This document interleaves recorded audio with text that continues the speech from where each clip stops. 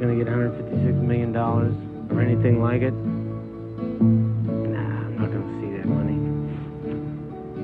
That's all right. Because you know what happened? Howard Hughes sang Melvin Dumas' song. That's what happened. He sang it. One of many charming and wistful moments from Melvin and Howard, the saga of Melvin Dumas and his encounter, maybe, with billionaire Howard Hughes. Melvin and Howard is one of 5 new movies we'll be reviewing this week on Sneak Previews. Across the aisle from me, Roger Ebert, film critic of the Chicago Sun-Times. And this is Gene Siskel, film critic of the Chicago Tribune. Now, in addition to Melvin and Howard, we'll be reviewing 4 other new movies this week, including Paul Newman in Fort Apache the Bronx, Elliot Gould and Bill Cosby in Walt Disney's The Devil and Max Devlin, and Flying Saucers in Texas in Hangar 18. Stay tuned. Now Gene starts with The Incredible Shrinking Woman. Well, our first film is sort of a disappointment for me because when I first heard about a year and a half ago that Lily Tomlin was going to star in The Incredible Shrinking Woman, a remake of that 1957 science fiction classic The Incredible Shrinking Man, right then I was laughing. That's because with Lily Tomlin's off-the-wall existential sense of humor, the idea of her playing a housewife who shrinks seemed very clever. Unfortunately, The Incredible Shrinking Woman is a very dumb script. Tomlin shrinks because of all the chemicals in the newfangled products her husband, Charles Grodin, an advertising executive, keeps bringing home for her to try. Here's the way it goes when she tries to fix bacon for breakfast while her Latino maid boogies in the kitchen. Patricia Kramer, The Incredible Shrinking Woman. Más detalles dentro de una hora. Y ahora, la canción más importante de esta semana.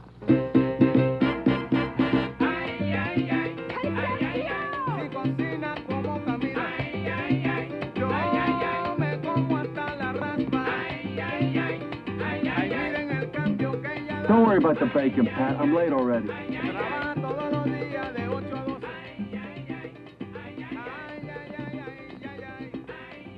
What do you want me to tell Dan? I knew you wouldn't do it. Vance, I tried to accept the idea. I really did. I just don't want to become another product. I'm sick of products. I'm sick of advertising. You're talking about my work. You're talking about our plans. How do you think we bought that radio? How do you think we paid for this house? I happen to be living in a dollhouse, in case you haven't noticed lately. Concepcion, do something! Stop this racket! Concepcion! Concepcion! Somebody!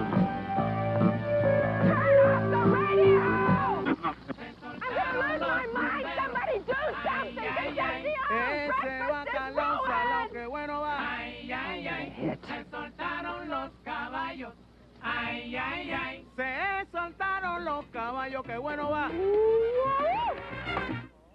Somehow I thought it would be funnier when she got small, and I thought also the special effects with her would be better. But because of Lily Tomlin's weird sense of humor, I also thought she would also send up a real psychological crisis inside her character. Instead, the people who wrote and directed this movie have made really just a kiddie show. Here's a ridiculous scene where Tomlin, captured by some scientists who want to study what's making her shrink, hold her captive along with an ape. Why an ape? You tell me. Please tell me where I am! If you're not quiet, Mrs. Kramer, we're going to have to sedate you again. Sidney's got another one of his headaches. If you ask me, he's addicted to pain pills. Well, he's been under a lot of strain, you know. The page is a mess. Clean up all those banana peels. See, saying Sidney in pain. Sidney head hurt. Oh, poor Sidney. If you ask me, he's faking it. Sorry, now we did teach him sign language. All he ever does is complain. Now what's he trying to say? Sidney in pain? Sidney heart hurt? Why should his heart hurt? It's my guess he feels sorry for her. Thousands and thousands of dollars, and all we've got to show for it is a sentimental gorilla. Is this monitor working? Testing. 1, 2, 3, 4. Real cute, Sidney. Real cute, Sidney.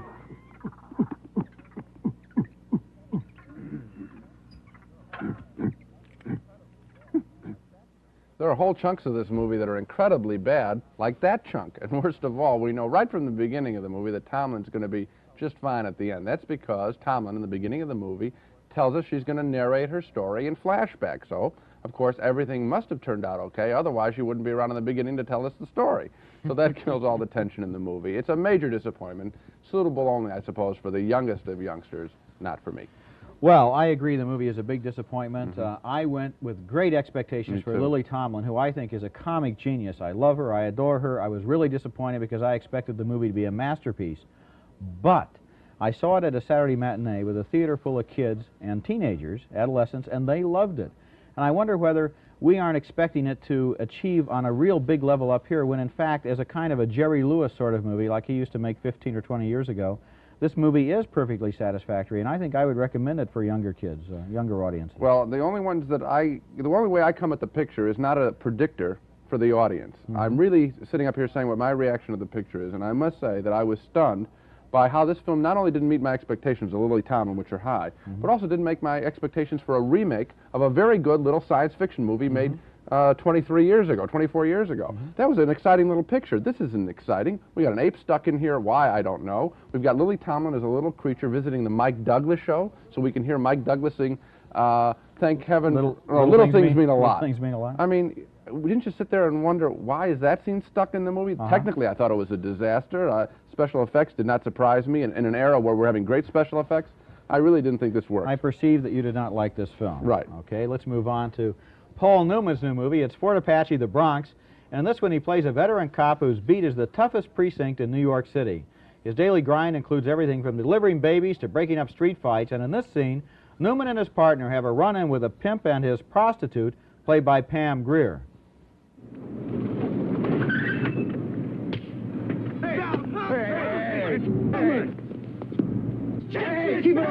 Keep it off the street. Hey, I put her out in the line, and she don't come back with nothing. I mean, she used to be the main hoe on the set. I mean, she could pull anybody. She been smoking that angel dust, you dig? I mean, that shit'll make you crazy. I mean, I can't even deal with it. Hey. Just keep it off the street, huh? We're in a nice, clean sector here. Come on. One day, Newman is called to the scene of a riot. The streets are full of looters and the rooftops are full of brick-throwing teenagers. Newman can handle that, but he's stunned when he sees how his fellow officers react.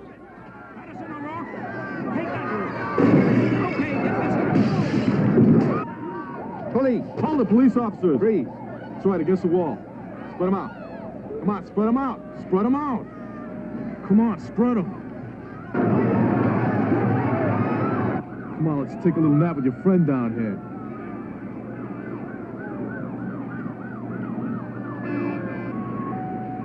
It's a cheap date. Instead of going to the movie, they just walk up on the roof and watch the buildings burn. Uh-oh. Well, you look at them muffs. Yeah, Morgan and Finley, what a couple of hot shots, huh? Hey, Morgan! Hey, they can't hear you. What? Hey! Hey! Hey! Hey! Hold it! Hey, Morgan! Hey! Leave the kid alone! Hey, he didn't do nothing! Hold it!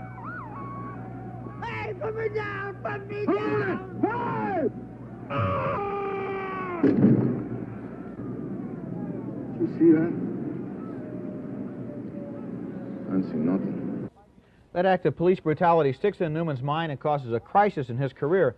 And those kinds of nitty-gritty locations try to convince us we're looking at a fairly realistic portrait of a cop in his city. Unfortunately, though, the storyline of Fort Apache the Bronx is a real mess. Too many characters are introduced and they're never dealt with or heard from again, and Newman's life gets so filled up with romances and hostage rescues and hanging from ropes, personal crises, that what started out as realism turns into a vicious soap opera. I was very disappointed. Me too. He even delivers a baby in the movie. It's been a long time, other than Slapshot, which I liked a couple of years ago from Paul Newman. It's been a long time, maybe since The Sting, since Paul Newman really made a good picture, and that's disappointing. I'm agreeing with you wholeheartedly on this film for exactly the same reason you expect. South Bronx. We know that President Carter, President Reagan have held press conferences there. It's an important part of the big city. We're interested in this area, so we're going to learn something. It's going to be a French Connection, tough, realistic? No. No. 40s, 50s cornball melodrama, police one good policeman, Newman, and the rest of the cops are lousy, and most of the people in the area are lousy too. And I really saw it as sort of a star vehicle for Paul Newman, and disappointed me a great deal. There's a real contrast between the reality of that location and the old TV melodrama that they throw in there. And another thing disappointed me, the second billing in this film goes to Edward Asner. Now, a lot of people admire him from his television work. They want to see him in a real performance. They think second billing, maybe he's really going to be on the screen a lot and interact with Paul Newman, but he's not. He's only in the movie for 8 or 9 minutes. He plays, in total, he plays the commander who comes in to clean up this precinct, and then he just walks around. It's the same performance he gives on Lou Grant. Instead of walking around the city room giving orders, he's walking around the squad room, and that was sort of a disappointment. I really wanted to see him stretch a little bit. Me too, and he does, I think, a pretty poor Irish accent playing the cop, too. Our next movie, we step up, I think, in class, is a Walt Disney comedy that I like, and it has been quite a few years since I've been able to say that. Maybe that's because the Devil and Max Devlin isn't like most Disney comedies. In fact, it has sort of an adult sense of humor. Elliot Gould stars as a Los Angeles apartment building manager serving as the front man for a crooked real estate owner. Gould is killed in a car crash, goes to hell, and there he receives an offer from Bill Cosby playing an agent of the devil. Having a bad dream. Welcome to hell. I'm having a bad dream. Barney Satin, Soul's manager. But I'm not dead. No, wait a minute. No, wait, hold everything. You're making a terrible mistake. I don't belong here. I've never done anything. Maxwell Harvey Devlin for cheating in a 4th grade spelling test. These are trivial misdemeanors. If you'll just bear with me, Mr. Chairman, sir. For fraudulent income tax deductions. But everybody does that. And for failing to follow through on 11 promises of marriage. It's not fair. Fair? Are you forgetting where you are? Max Devlin is hereby condemned to level 4. Level 4? What's level 4? Horrible. Horrible. You're going to send me someplace horrible? Unless what? What? If you could find 3 souls to take your place. There's a doctor I know who's deeply into Medicaid fraud, and No good. Sooner or later. We get those people anyway. what we're looking for is fresh, unsullied innocence. Actually, I don't think I know any. Where do I find them? L.A. Get them. You want me to corrupt the souls of little kids?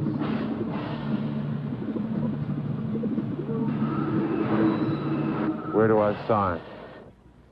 Can you believe that? A portrait of hell in a Disney movie.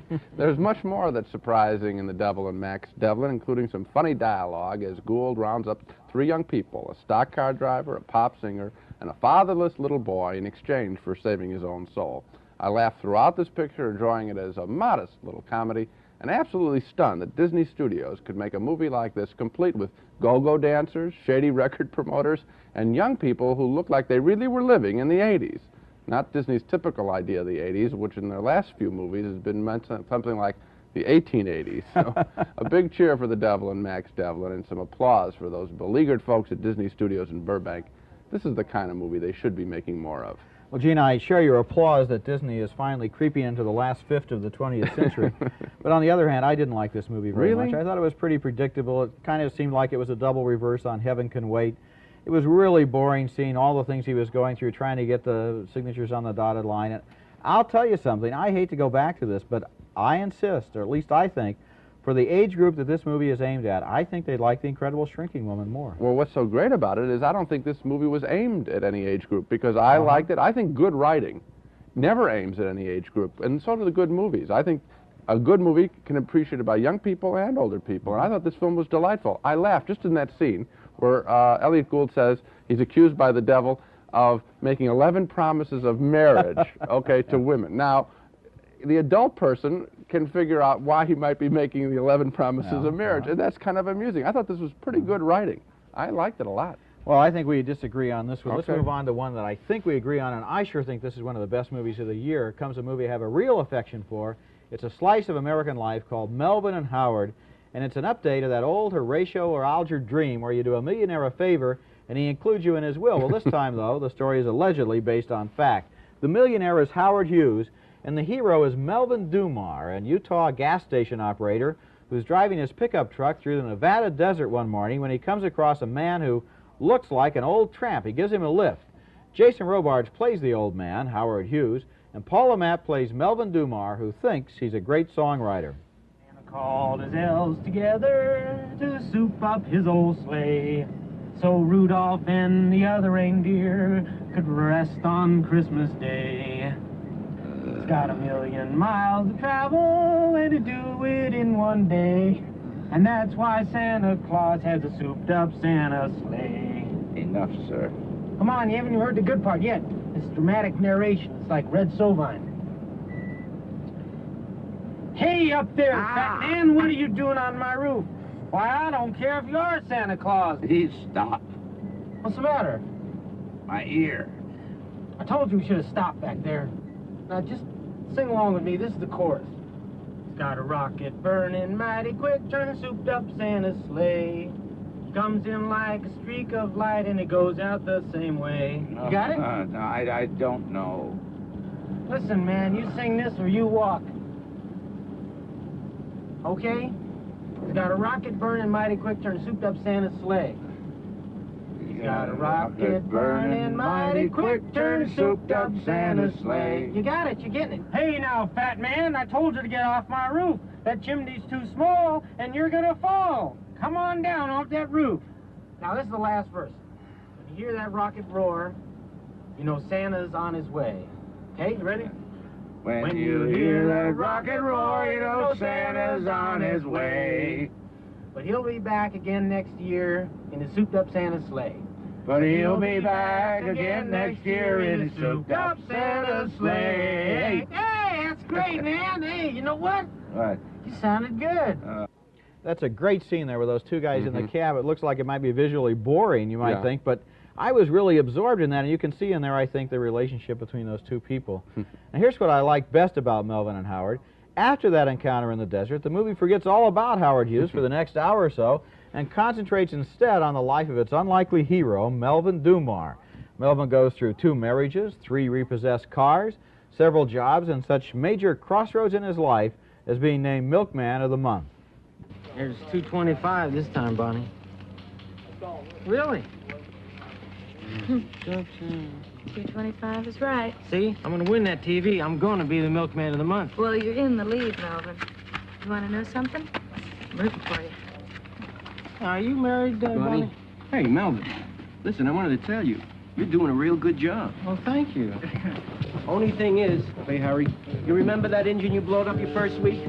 Hi, Jake. Not now, fellas. I was talking to Mr. Rockwood about it. Now, the only thing we can figure out to do is deduct it. What?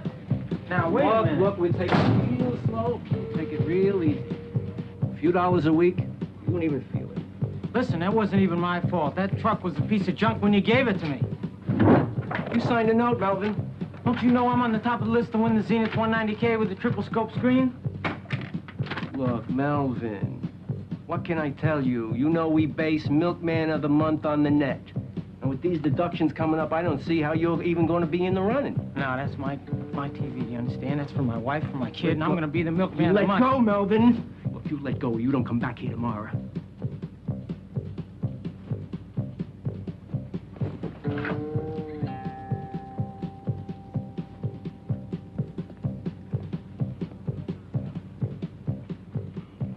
What about it, huh? Come on, am I the Milkman of the Month or not? Yeah, you're the Milkman of the Month. You get the TV set too? Yeah, you get the set. Well, then go ahead and deduct whatever you want. You know it. Well, winning that TV set is nothing because one day Melvin Dumar's life really changes. 7 years after that night in the desert, Howard Hughes dies, and a mysterious last will and testament turns up in Melvin's gas station. Now, if that will is genuine, Dumar stands to inherit $156 million from the Howard Hughes estate. The movie has a field day with what happens next. Melvin and his wife are besieged by long-lost relatives, shyster lawyers, quick-buck artists with overnight propositions to start businesses. And the movie Melvin and Howard is quietly funny and perceptive as it turns the American dream inside out. You know what I loved about this picture? I expected it to be an examination of whether or not Melvin Dumar in reality ever met Howard Hughes, and is the Mormon will real? And who cares? This film is really, as you called it, a slice of life. They forget that stuff pretty much. It is really just an investigation of what this sort of middle American character is all about, all the products he's involved in, and what his life is like.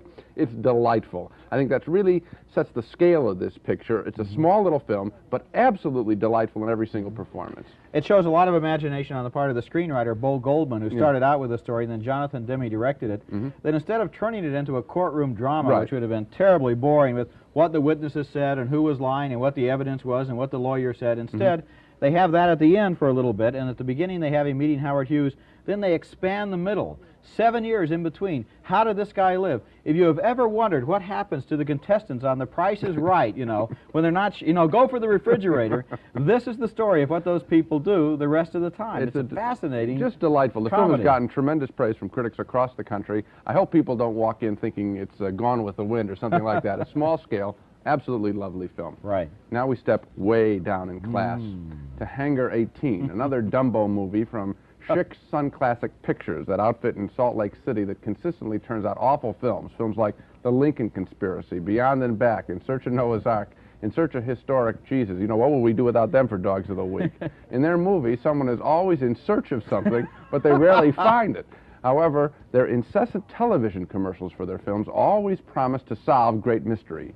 Here's the ad for their latest ripoff, Hangar 18. On October 24th, 1979, a huge metallic disc crashed in the Arizona desert. Military authorities moved what they found to Hangar 18 at a remote Air Force base. Now an incredible new motion picture reveals startling proof that the government has a flying saucer in its possession and the dead bodies of alien pilots. Why have the facts been kept hidden from the American public?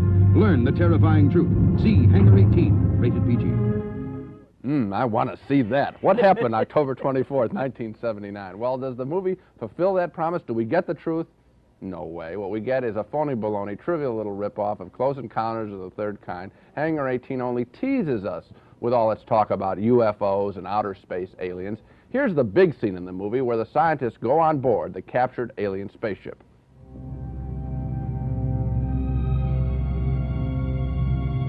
Must be another deck. Yeah. But how do we get up to it?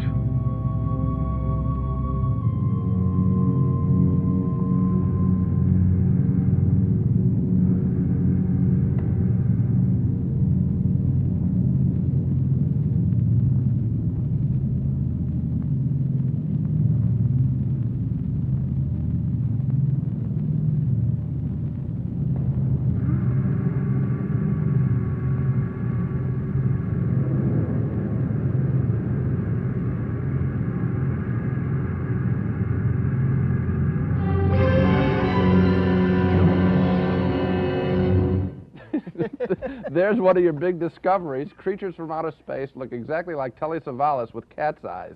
And here's the ridiculous payoff at the end of the movie. It turns out that some alien ancient creatures landed here many thousands of years ago, took a liking to Earth women, I guess they didn't like the men, and impregnated a whole bunch of the women, and they really are our great-great-great-great-great-grandparents. You know, sometimes I don't know whether I'm a movie critic or a researcher for the National Enquirer. Hangar 18 is just ridiculous. You know, I have to confess something.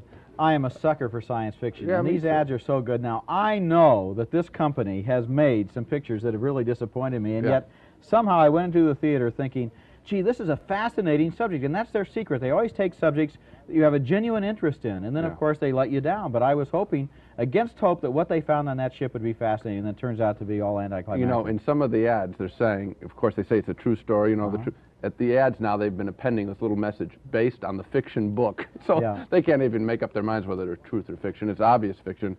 And I think when you watch this picture, you walk in at the end, you say, that's all there is to the movie? Don't I get more? You're left with a bad taste in your mouth. You know, they have a real formula based on a fictional book and inspired by good motion pictures.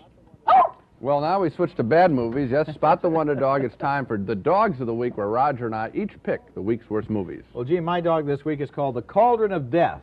It's an Italian import. It's very badly dubbed into English, and something tells me this is not exactly a new movie. It's been retitled, I think. What clues do I have? Well, when the movie's title flashes on the screen, it's in a different print style than the rest of the credits. That's always an ominous sign. The movie stars Chris Mitchum as the son of a mafia chieftain trying to avenge his father's death by sneaking into the fortress of another Italian godfather and killing him. He outwits 6 or 8 tough guys, and in one of the movie's most ridiculous scenes, he has the mafia hitmen chasing him in 3-piece suits. They're climbing up cliffs, jumping out of trees on top of one another. Sounds like it was inspired by The Godfather, which would make it about 8 or 9 years old. I'll bet you're right. Okay, my dog this week is a hot and bothersome skin flick called 11. An attempt to outdo, of course, the Bo Derek hit 10. Although the film has a couple of cute lines of dialogue, the majority of the film is predictable, hardcore, bump and grind sex, and the only erotic moments come at the very end when our 32-year-old male hero finds his 11 dream girl and they make love to the tune of the 1812 Overture. Before that, we have to suffer through a lot of very gross scenes, including a couple of people making love in a coffin. So I guess I have to say that 11 is worth maybe 3, maybe 4. That good, huh? So much for the dogs. Now let's take another look at the main movies on this program. Lily Tomlin starred as the Incredible Shrinking Woman, a movie we both vote no on. Gene thought it was dumb and disappointing. I didn't think it was good either, but it might appeal to young audiences. Both Gene and I also voted no on Fort Apache the Bronx, the new Paul Newman picture with an old-fashioned and incomprehensible storyline. We split, though, on The Devil and Max Devlin, the new Disney picture. Gene liked it and thought it showed some imagination and humor. I thought it was boring and predictable. 2 big yes votes, though, for Melvin and Howard, the wonderful slice of American life about a gas station attendant who almost becomes a millionaire.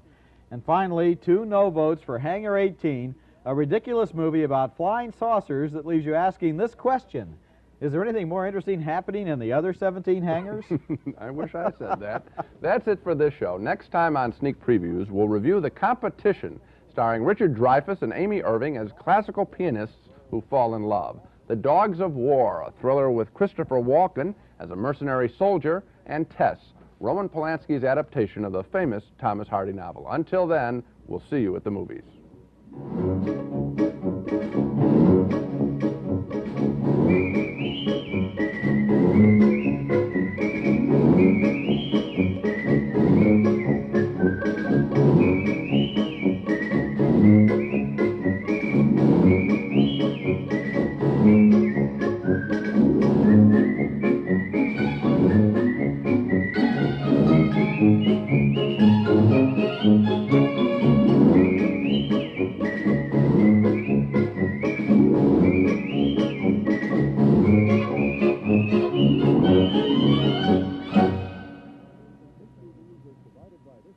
Funding for Sneak Previews was provided by this station and by other public television stations.